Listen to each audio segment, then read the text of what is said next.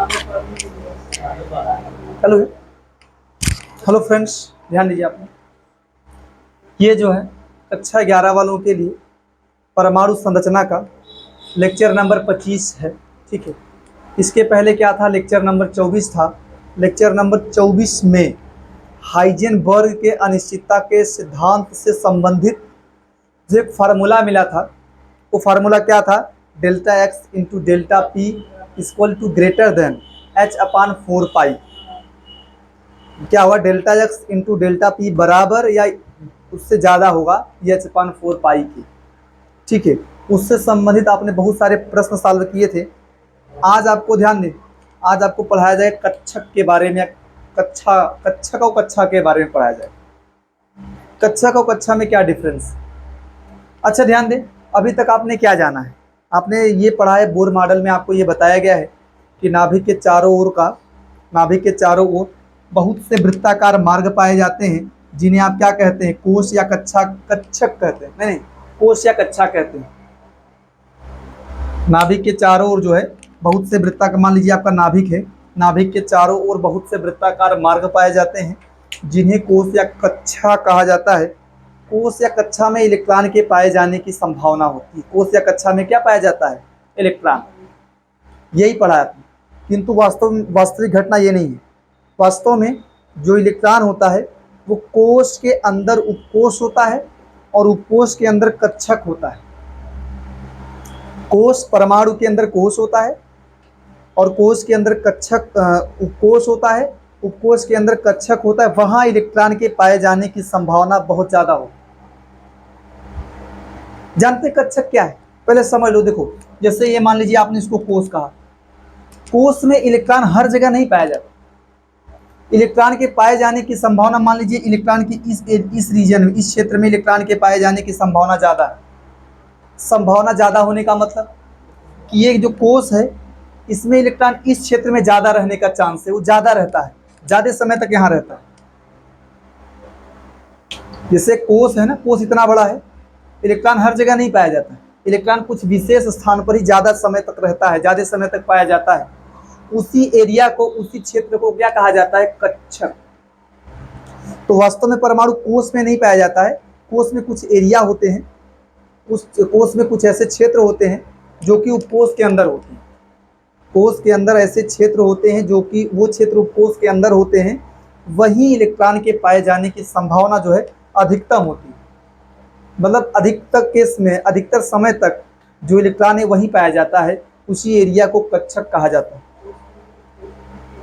ठीक है, हाँ, कोश के अंदर उपकोश होता है, उपकोश के अंदर कक्षक होता है, कक्षक में ही इलेक्ट्रॉन पाया जाता है। ठीक है, अभी आप पढ़ेंगे।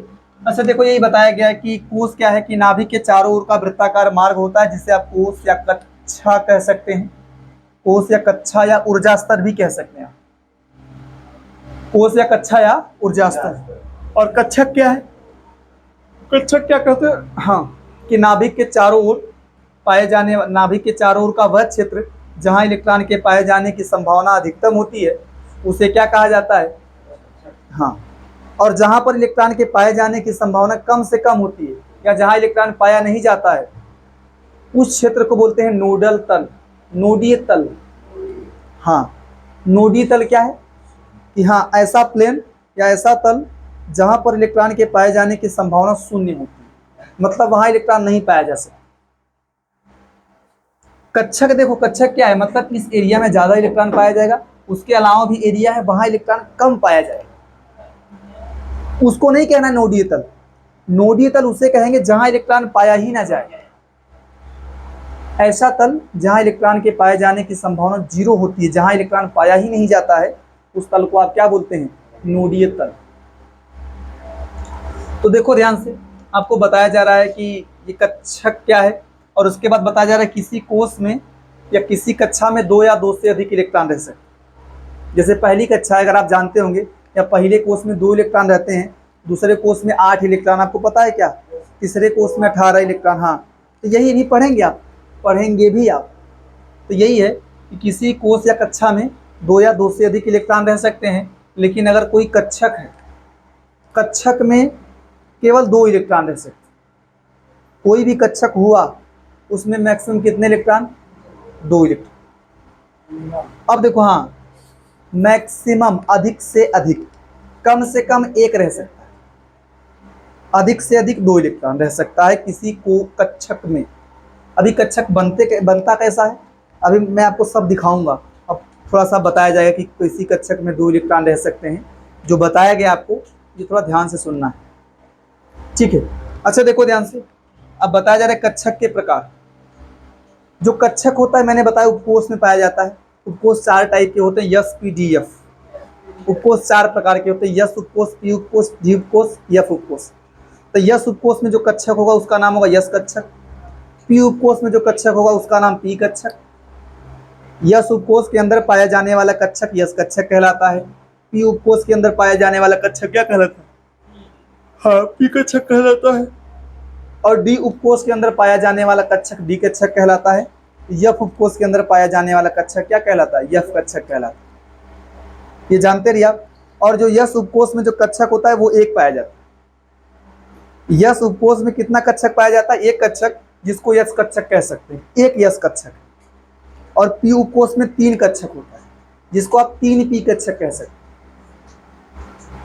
जो पी उपकोष है उसमें 3 कक्षक, पी के 3 कक्षक पाए जाते हैं, ठीक है, जिनका नाम भी दिया गया है P X, P Y, P Z. आपको थोड़ा याद रखना है कि यस उपकोष में 1 यस कक्षक बनता है, यस उपकोष में 1 कक्षक बनता है। पी उपकोष में 3 कक्षक होते हैं, जिनको पी कक्षक कह सकते हैं। तीनों कक्षकों को क्या कह सकते हैं? पी कक्षक। और डी उपकोष में 5 कक्षक होता है। एफ उपकोष में 7 कक्षक, एफ उपकोष में 7 कक्षक, ठीक है। तो थोड़ा ध्यान दीजिए आप। देखो ये बताया गया है यस कक्षक जो होता है इसकी संख्या 1 होती है, यस कक्षक 1 होता है। और मतलब किसी उपकोष में यस कक्षक 1, यस उपकोष में यस कक्षक 1 ही रहेगा, ठीक है। या आप लिख सकते हैं ऐसा कि यस उपकोष में यस कक्षक 1 होता है, ऐसा हो सकता है। वैसे पी उपकोष में पी कक्षक 3 होता है, तो जानते रहो बस। यस कक्षक 1 होता है, इसकी आकृति गोलाकार होती है। कैसी होती है? गोलाकार। अच्छा मान लो ये गोलाकार, अब इसी कक्षक में इलेक्ट्रॉन पाए जाने हैं। इसी में क्या पाए जाने हैं? इलेक्ट्रॉन। तो ध्यान दो, अगर कोई गोली वस्तु होती है, ये ध्यान दो, गोली वस्तु वो 3D में होती है। मतलब ध्यान दें आप, जो गोली वस्तु होती है वो 3D में होता है। वहाँ पी एक्स वाई, एक्स अक्ष, वाई अक्ष, जेड अक्ष, तीनों अक्षों में होता है। जो गोली वस्तु होती है एक्स वाई जेड तीनों अक्षों में होता है। एक्स अक्ष में भी होता है, वाई अक्ष में भी होता है, जेड अक्ष में भी होता है। अगर यहाँ इलेक्ट्रॉन पाया जाएगा ना, तो इलेक्ट्रॉन के पाए जाने की संभावना जो है हर मतलब कह सकते हैं हर तल में बराबर हो। ऐसा कोई क्षेत्र नहीं होगा जहाँ इलेक्ट्रॉन ना पाया जाए। अगर यस कक्षक है, वहाँ पर अगर इलेक्ट्रॉन पाया जा रहा है, यस कक्षक में इलेक्ट्रॉन पाया जा रहा है, तो वो पूरे क्षेत्र में इलेक्ट्रॉन पाया जाएगा। उसके पाए जाने की संभावना ऐसा नहीं कि यहाँ कम होगा, यहाँ ज़्यादा, यहाँ बराबर इलेक्ट्रॉन पाए जाने की संभावना होगी। जिस प्रकार आपने गोले में देखो, फुटबॉल में हवा भरी होती है, तो हवा के भरने का चांस हर क्षेत्र में क्या होता है? बराबर होता है। हवा के पाए जाने का चांस क्या होता है? हर क्षेत्र में बराबर होता है। उसी प्रकार यहाँ भी जानते रहिए आप, यहाँ भी इलेक्ट्रॉन के पाए जाने की संभावना जो है हर क्षेत्र में बराबर होती है। ऐसा कोई क्षेत्र नहीं है जहाँ पर इलेक्ट्रॉन के पाए जाने की संभावना, हाँ, तो इसलिए बोलते हैं कि ये अदिशीय है, यहाँ इलेक्ट्रॉन हर दिशा में पाया जा रहा है। ऐसी कोई फिक्स दिशा नहीं है कि जहाँ इलेक्ट्रॉन केवल उसी दिशा में पाया जाए और दिशाओं में ना पाया जाए। समझ पा रहे हो? यही लिखा गया है कि यस कक्षक अदिशीय। अदिशीय का मतलब है कि इसमें कोई ऐसी दिशा नहीं है जहाँ पर इलेक्ट्रॉन के पाए जाने की संभावना कम हो या न हो। हर क्षेत्र में इलेक्ट्रॉन के पाए जाने की संभावना बराबर है। और इसमें नोडीय तल, नोडीय तल का मतलब ऐसा कोई तल नहीं है जहाँ पर इलेक्ट्रॉन न पाया जाए। नोडीय तल क्या है? जहाँ पर इलेक्ट्रॉन के पाए जाने की संभावना 0 होती है, उसी तल को आप क्या बोलते हैं? नोडीय तल। यहाँ कोई ऐसा तल नहीं है कि जहाँ इलेक्ट्रॉन न पाया जाए या पाए जाने की संभावना 0 हो, तो आप बोलेंगे यहाँ नोडीय तल नहीं है। नोडीय तल नहीं है और यस कक्षक अदिशीय होता है। इस बात को समझ पाए आप? इस बात को समझ पाए कि नहीं? यस कक्षक क्या होता है? गोलाकार, यह अदिशीय होता है, इसमें नोडीय तल 0 होता है। ये थोड़ा जानते रहिए, हल्का से याद रखने वाली बात है। अब पी कक्षक, पी कक्षक की जो आकृति होती है, लिखा नहीं क्या आपने? पी कक्षक की आकृति नहीं लिखा ना आपने, इसकी आकृति डंबलाकार होती है। कैसी होती है?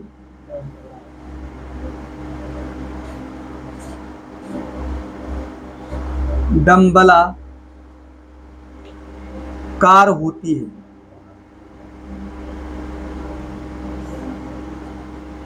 जानते हैं यश कक्षक कैसे होता है? इससे यश कक्षक या नहीं, पी कक्षक। पी कक्षक ऐसे आप डंबल की तरह बना लीजिए। मान लीजिए ये पी कक्षक आप डंबल की तरह, ये पी कक्षक। पी कक्षक की आकृति ऐसी होती है।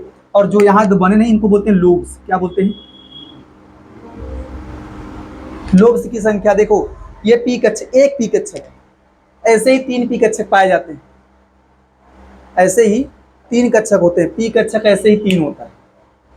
अब तीनों को देखो, हाँ तो तीनों अलग अलग डायरेक्शन में होते हैं। जैसे अगर एक एक्स अक्ष पे होगा तो अगला कहाँ होगा? वाई अक्ष पे। अगला कहाँ होगा? जेड अक्ष। समझ पा रहे हो? एक एक्स अक्ष पे ऐसे 3 पी कक्षक होते हैं, द्विडंबलाकार 3 पी कक्षक होते हैं। और जानते हो एक पी कक्षक में 2 लोब्स पाए जाते हैं। 2 लोब्स, समझ तो पा रहे हैं आप लोग? लोब्स की संख्या 2 है। ये एक पी कक्षक है। तो देखो अगर ये एरिया बना दिया गया ना, तो मतलब इलेक्ट्रॉन के अब यहाँ अगर पी, देखो सुनो, पी कक्षक है वो दिशीय होता है। दिशी का मतलब जैसे उसके 3 कक्षक है, पी एक्स है, पी वाई है, पी जेड है। अगर आपने पी एक्स की बात की तो इलेक्ट्रॉन के पी एक्स में पाए जाने की संभावना ज़्यादा है। इसी हिसाब से पी एक्स बनाया गया कि जब इलेक्ट्रॉन के पी एक्स में एक्स अक्ष में पाए जाने की संभावना ज़्यादा हो तो उसे बोलेंगे पी एक्स, और वाई अक्ष में पाए जाने की संभावना ज़्यादा रहेगी तो बोलेंगे पी वाई, और जेड अक्ष में पाए जाने की संभावना ज़्यादा रहेगी तो उसे क्या बोलेंगे? P Z. समझ पा रहे हैं? पी एक्स का मतलब अगर इलेक्ट्रॉन के इस वही है कि पी एक्स कक्षक है, पी एक्स कक्षक है। अगर इलेक्ट्रॉन के पी एक्स में पाए जाने की संभावना अधिक रहेगी तो बोलेंगे पी एक्स कक्षक है। अगर पी वाई में पाए जाने की संभावना अधिक रहेगी तो बोलेंगे पी वाई है। और जेड में पाए जाने की संभावना अधिक रहेगी तो क्या बोलेंगे? पी जेड है। तो अच्छा देखो, अगर मैंने पी एक्स की बात की, पी एक्स कक्षक की बात कर रहे हैं, तो उस केस में जो इलेक्ट्रॉन है वाई जेड में नहीं पाया जाएगा। अगर आपने यक्स की बात की कि यक्स में पाया जा रहा है, इसका मतलब वाई जेड में नहीं पाया जा रहा है ना। और अगर आपने वाई की बात की तो इलेक्ट्रॉन जेड और एक्स में नहीं पाया जाएगा। अगर आपने जेड की बात की तो इलेक्ट्रॉन एक्स और वाई में नहीं पाया जाएगा। तो यहाँ देखो कुछ ऐसे रीजन मिल रहे हैं, कुछ ऐसे तल मिल रहे हैं जहाँ पर इलेक्ट्रॉन के पाए जाने की संभावना क्या है? 0 है। 0 का मतलब जैसे अगर आपने पी एक्स की बात की तो इलेक्ट्रॉन वाई जेड में नहीं पाया जाएगा। वाई की बात की जेड एक्स में नहीं पाया जाएगा। यक्स कह सकते हैं ना, जेड की बात की इलेक्ट्रॉन यक्स वाई में नहीं पाया जाएगा। तो यहाँ पर ऐसा एरिया मिल रहा है जहाँ पर इलेक्ट्रॉन के पाए जाने की संभावना 0 हो। समझ पा रहे हो? तो ये बता रहे कि यह दिशी होता है। दिशी का मतलब या तो एक्स या तो वाई या तो जेड। ये तो तीनों अक्षों में था, एक्स में भी था, वाई में भी था और जेड में भी था। ये अदिशी होता है और ये दिशात्मक होता है। दिशीय का कहिए चाहे दिशात्मक कहिए। समझ पा रहे हो ना? डायरेक्शनल होता है और इसमें जो है नोडी तल पाया जाता है। इसमें ऐसे क्षेत्र होते हैं, ऐसे तल होते हैं जहाँ पर इलेक्ट्रॉन के पाए जाने की संभावना क्या हो? हाँ, 0 हो। अगर आपने यक्स की बात की, इलेक्ट्रॉन वाई और जेड में नहीं पाया जाएगा, नोडी तल वाई जेड हो जाएंगे। और यहाँ पे जो है अगर आपने वाई की बात की, इलेक्ट्रॉन जेड और एक्स में नहीं पाया जाएगा। अगर आपने जो है जेड की बात की, इलेक्ट्रॉन एक्स और वाई में नहीं पाया जाएगा। बस आप ये जानते रहो कि पी में 3 कक्षक होते हैं जिनका नाम है पी एक्स, पी वाई और पी जेड। और जो कक्षक नहीं है, अभी तो कक्षक का आकार दिखा रहे हो ना, लेकिन हर जगह कक्षक का आकार नहीं दिखाया जाता है। जब देखो रिएक्शंस वगैरह, मतलब जब अभी आपको यूज कराया जाएगा कि हर कक्षक को आप डब्बा बना दीजिए। बस एक कक्षक के लिए एक डब्बा, ऐसा चौखाना कह दो ना, स्क्वायर कह सकते। हर कक्षक के लिए एक स्क्वायर बनाएंगे। लेकिन फिलहाल देखो यस कक्षक के लिए भी मैं एक स्क्वायर बनाऊंगा, पी कक्षक के लिए भी मैं एक स्क्वायर बनाऊंगा। जैसे पी में 3 कक्षक है तो तीनों पी कक्षकों के लिए ऐसा स्क्वायर बनाया जाएगा। ऐसा एक यस कक्षक है, 3 पी कक्षक है। ऐसे डी में 5 कक्षक होते हैं। कितने कक्षक? ऐसे 5 स्क्वायर बनाए जाएंगे। एफ में 7 कक्षक होते हैं। यस में 1 कक्षक, पी में 3 कक्षक, ऐसे बनाए जाएंगे। लेकिन ये कक्षकों की वास्तविक आकृति नहीं है। वास्तविक आकृति ये है, बस यही जानते रहो। जब आप यूज करेंगे तो वास्तविक आकृति बना के नहीं यूज करना है। ऐसे डब्बा बना तो समझ लो कक्षक है। अगर 3 कक्षक है समझ लो पी वाली बात कर रहा है। एक कक्षक मतलब यस कक्षक, डी का मतलब 5 कक्षक, एफ का मतलब 7 कक्षक। समझ पा रहे हो ना? तो ऐसे यूज करेंगे बाद में आप। लेकिन कक्षकों की वास्तविक आकृति क्या है? ये पी यस कक्षक की आकृति है, ये पी कक्षक। समझ पा रहे हो? अच्छा एक देख लो और, ये तो हो गया आपका ना। मैं बात कर रहा हूं डी कक्षक। किसकी बात कर रहा हूं? ध्यान दीजिए आप।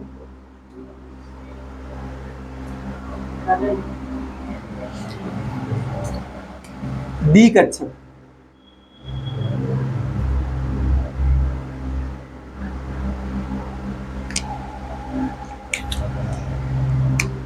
डी कक्षक की संख्या, डी कक्षक की संख्या 5 होती है, 5 होती है। इसकी आकृति है शोधन का, इसकी आकृति द्विडंबलाकार होती। कैसी होती है? हाँ, 2 डंबल बनाएंगे आप, द्विडंबलाकार होती है।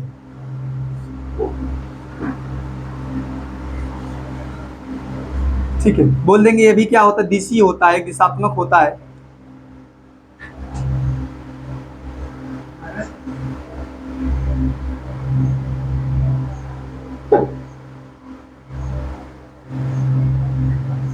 दिशीय होता है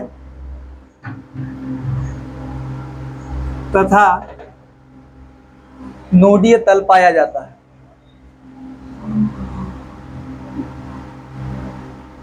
नोडीय तल पाया जाता है।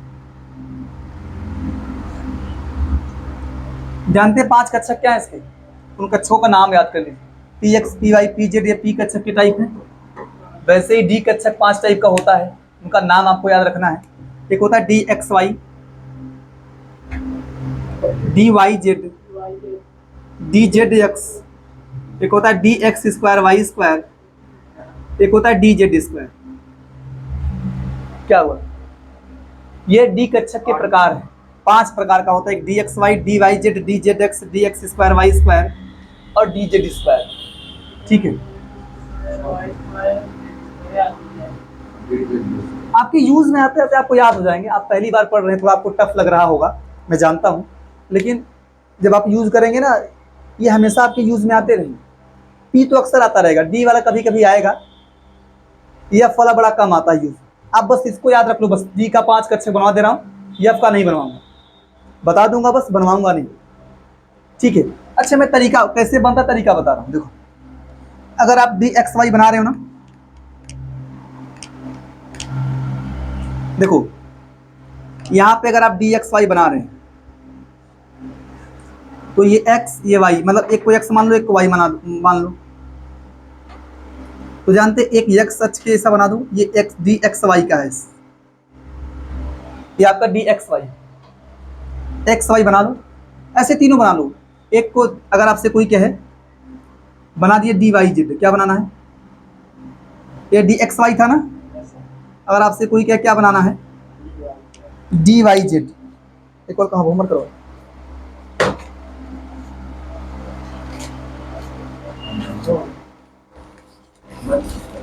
अच्छा देखो ध्यान से,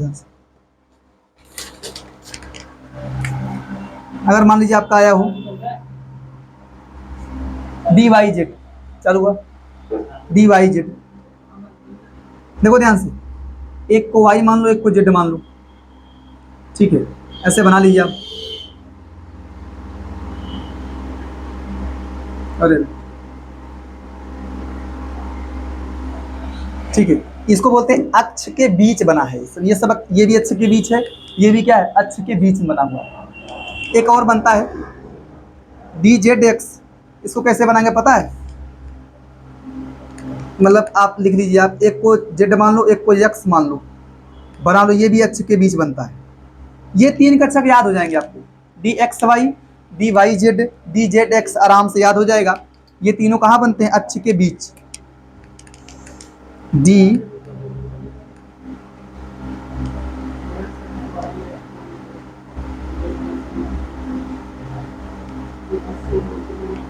समझ पा रहे हैं आप? हाँ, इसमें कुछ थोड़ा याद कर लीजिए, बस एक बार 2 बार देख लीजिए। इसके बाद आपका जानते हैं क्या है, एक होता है आपका D X square Y square. D X square Y square, यहाँ क्या होता है पता है? ये बनता है आपका, ये तीनों जानते हैं अक्ष के अंदर बनते हैं।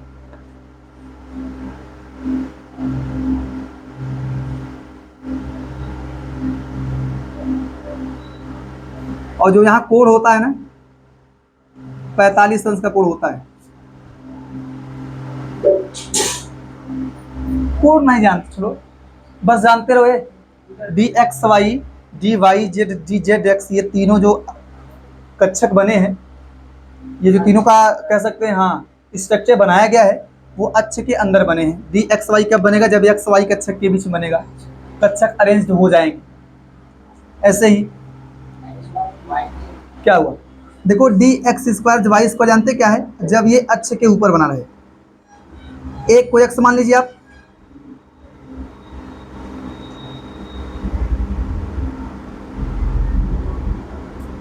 समझ पा रहे हो? ये अक्ष पर बन रहा है,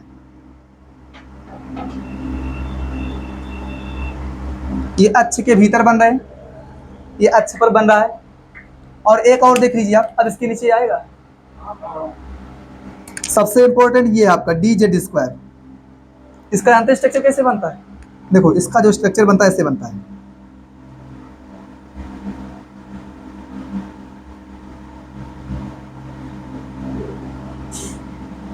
ठीक है?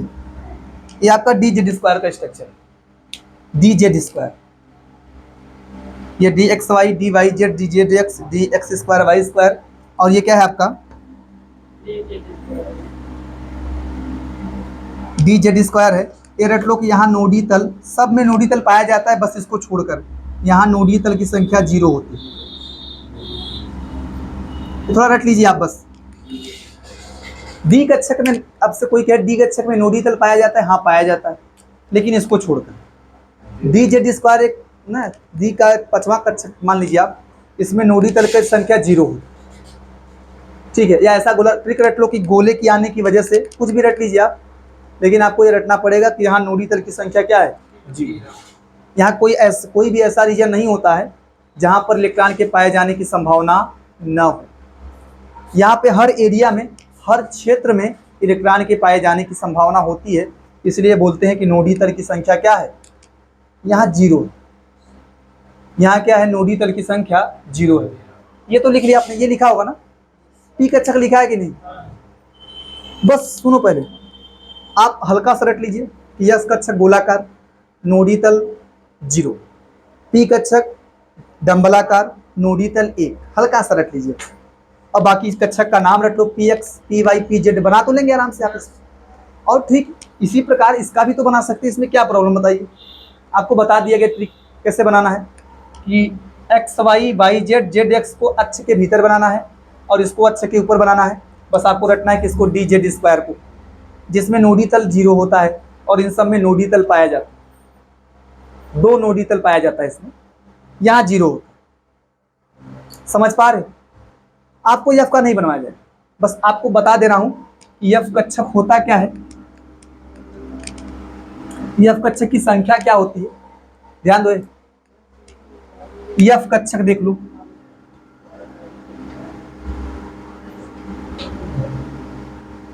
सुने ध्यान से, होता क्या? एफ कक्षक की संख्या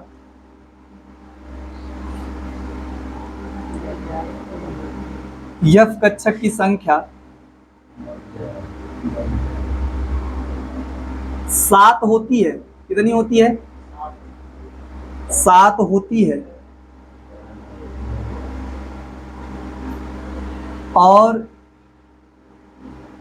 इसकी आकृति, इनकी आकृति लिखते हैं जटिल। कैसी होती है? ब्रैकेट में लिख देना पत्ती सदृश, मतलब अंग्रेजी है लीफ लाइक। बहुत जटिल बनती है, पत्ती की तरह स्ट्रक्चर बनती है, बहुत जटिल बनती है। आपको याद नहीं रखना, ठीक है। लीफ लाइक होती है। अभी तो आपको याद हो जाएगा कि नहीं यार। यस कक्षक गोलाकार, ई कक्षक डंबलाकार, डी कक्षक डबल डंबलाकार, याद हो जाएगा। और यफ कक्षक की आकृति जेट, ठीक है। इतना लिखिए। ये देखो ध्यान से, समझ ली तब लिखिए आराम। ये तो हो गया आपका ना, ये सब चीजें हो गई है ना सर। चलिए देखो ध्यान, पहले समझ लो तब लिखो। पहले समझ लीजिए फिर आराम से लिखिए आप। देखो क्या है, बात हो रहा है क्वांटम संख्याएं के बारे में। क्वांटम संख्याएं क्या होती है, ठीक है। देखो क्वांटम संख्याएं क्या है ना, ये एक संख्या है जो क्या करती है, इलेक्ट्रॉन की स्थिति बताती है कि इलेक्ट्रॉन किस कक्षक में है। इलेक्ट्रॉन जो है कोश के उपकोश के किस कक्षक में है, ठीक है। ये वही है संख्याएं, ये वे संख्याएं हैं जो इलेक्ट्रॉन की स्थिति और उसका एनर्जी बताती हैं कि किस कक्षक में इलेक्ट्रॉन की एनर्जी हाई रहेगी, किस कक्षक में इलेक्ट्रॉन की एनर्जी कम रहेगी। आपकी जानकारी के लिए बता दूं, जो यस उपकोष होता है उसकी एनर्जी सबसे कम होती है, उसके बाद पी का, उसके बाद डी का, उसके बाद एफ का। ये बढ़ता हुआ एनर्जी का क्रम। तो जैसे उपकोष की एनर्जी बढ़ती है वैसे कक्षक की एनर्जी भी क्या होती है, बढ़ती है। यस कक्षक की एनर्जी कम होती है, पी कक्षक की एनर्जी उससे अधिक, डी कक्षक की एनर्जी उससे अधिक, और एफ कक्षक की एनर्जी उससे अधिक। एक और कक्षक होगा, मैं उसकी बात करूंगा आपके लिए थोड़ा सा। एक होता है जी कक्षक, लेकिन सामान्य केस में आप 4 कक्षक जानते रहो, यस कक्षक, पी कक्षक, डी कक्षक, एफ कक्षक। इसकी एनर्जी का बढ़ता क्रम क्या है, सबसे कम एनर्जी यस कक्षक का, सुन लो पहले, उसके बाद पी कक्षक का, उसके बाद डी कक्षक का, उसके बाद एफ कक्षक। देखो अच्छा ध्यान से पहले समझ लो। आप जानते क्या है, आप जानते कि परमाणु होता है, सुन लो पहले, परमाणु होता है, परमाणु के अंदर कोष होता है या कक्षा कह सकते हैं या ऊर्जा स्तर कह सकते हैं कि नहीं। कोष या कक्षा या ऊर्जा स्तर। परमाणु के अंदर कोष, कक्षा या कोष होता है, कोष के अंदर उपकोष होता है, उपकोष। उपकोष को आप उप कक्षा कह सकते हैं, क्या कह सकते हैं, या उप ऊर्जा स्तर, उप ऊर्जा स्तर। इसमें क्या होता है, कक्षक होता है, क्या होता है, और कक्षक में क्या होते हैं, इलेक्ट्रॉन। अब देखो परमाणु के अंदर कोष है, कोष के अंदर कह सकते ना, कोष के अंदर उपकोष है, उपकोष के अंदर कक्षक है, कक्षक के अंदर क्या है, इलेक्ट्रॉन। पहले समझ लो एक बार यार। इसलिए आप मान लीजिए इलेक्ट्रॉन का पता लगाना चाहते हैं, इलेक्ट्रॉन को एक व्यक्ति मान लीजिए, आपकी एक व्यक्ति, इसका पता लगाना है। और आप कोष को मान लो कि कोई टाउन है, कोई शहर मान लीजिए, आप शहर मत माने, कोई कस्बा मान लीजिए, कस्बा जानते हैं ना, कोई टाउन मान लीजिए कि ये टाउन है। हाँ, उस टाउन की तुलना आप कर दीजिए कोष, ठीक है। अब टाउन में देखो, टाउन में जो है जो बिल्डिंग्स हैं, ऐसा मानिए टाउन को आप एक परमाणु मान लीजिए। क्या मानेंगे टाउन को, एक कस्बे को एक परमाणु मान लीजिए। परमाणु के अंदर बहुत सारे, या कस्बा के अंदर बहुत सारे बिल्डिंग्स होगा, उन बिल्डिंग्स को आप ये मानिए कि बहुत सारे कोष हैं।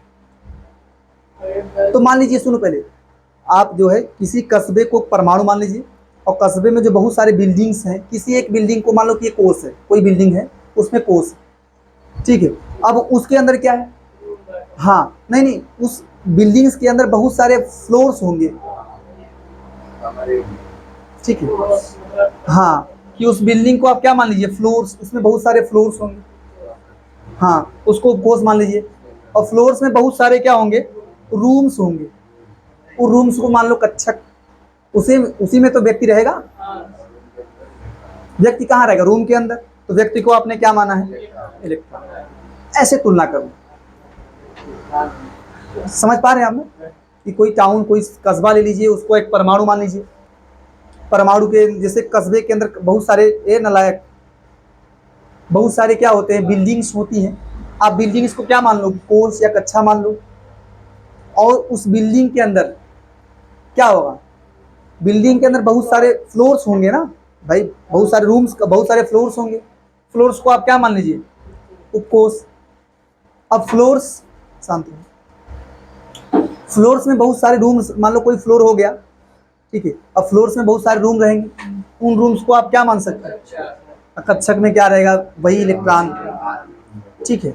ध्यान दें, जो क्वांटम संख्याएं होती है 4 प्रकार की होती है। क्वांटम संख्याओं के प्रकार, ये नालायक ध्यान दो,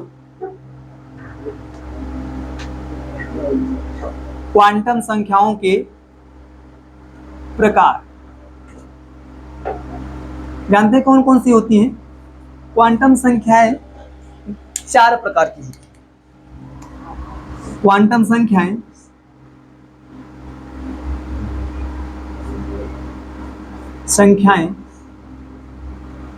निम्नलिखित 4 प्रकार की होती हैं। कौन कौन सी भाई? एक होता है प्राथमिक या मुख्य क्वांटम संख्या, एक होता है द्विगंशीय क्वांटम संख्या या द्वितीय क्वांटम संख्या, एक होता है चुंबकीय क्वांटम संख्या, और एक क्या होता है, प्राथमिक या मुख्य चक्रण क्वांटम संख्या, लास्ट वाला होता है। प्राथमिक या मुख्य क्वांटम संख्या, प्राथमिक या मुख्य क्वांटम संख्या, ये सब इलेक्ट्रॉन के बारे में बताएंगे। इसको यन से दिखाते हैं, जो कि कोष को दिखाता है, ये भी जानते रहो। इसको यन से दिखाते हैं, इसको यल से दिखाते हैं, ये ना, इसको यम से दिखाते हैं, इसको यस से दिखाते हैं। कई लोग इसको यम एस ऐसे दिखाते हैं, यम एल कैप, ऐसे यम एल से दिखाते हैं, ऐसा। इसको दिखाते हैं एम एस से, वही लिखूंगा यहाँ लिखूंगा, प्राथमिक क्वांटम संख्या या मुख्य क्वांटम संख्या। अगला क्या है, द्वितीयक या द्विगंशीय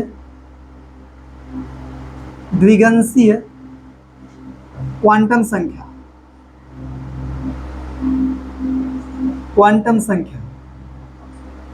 अगला क्या है, चक्रण ना, नहीं चक्रण कह रहा हूं, चुंबकीय क्वांटम संख्या, चुंबकीय क्वांटम संख्या। अगला क्या है,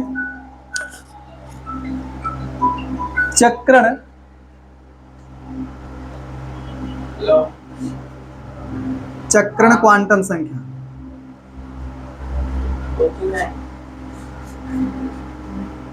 ध्यान दो अभ्यास, इसको यन से दिखाते हैं, इसको स्मॉल यल से दिखाते हैं, इसको स्मॉल यम से दिखाते हैं, या एम एस भी एम एल, इसको स्मॉल यस से दिखाते हैं, या एम एस। सुन लो पहले, एक बार समझ लीजिए, कल इसी के बारे में दिखाया जाएगा कि चुंबकीय क्वांटम संख्या, छोटा छोटा जान लो कि चुंबकीय क्वांटम संख्या किसे दिखाता है, चक्रण क्वांटम संख्या किसे दिखाता है, प्राथमिक क्वांटम संख्या किसे दिखाता है, द्वितीय क्वांटम संख्या तो दिख रहा है ना किसको दिखाता है, ये कोष को दिखाएगा, ये कोष को दिखाएगा, ये कक्षक को दिखाएगा, और ये किसे दिखाएगा, इलेक्ट्रॉन। हाँ, इलेक्ट्रॉन कैसे है, इलेक्ट्रॉन का चक्रण कैसा है, ये इलेक्ट्रॉन के चक्रण को दिखाता है। ठीक है, इतना आप लिख लो और बढ़िया से घर से पढ़ के आइए आप लोग। कल आइए तो इन्हीं के बारे में बारी बारी से चर्चाएं होंगी, बारी बारी से इन्हीं के बारे में चर्चाएं होंगी। ठीक है, खोजकर्ता भी लिखवा दूं क्या, तो क्या नहीं, खोजकर्ता लिखा दूं क्या, क्यों, कौन खोज किया। हाँ चलिए, अच्छा कल ही दिखाएंगे। ठीक है, आ रहा नहीं।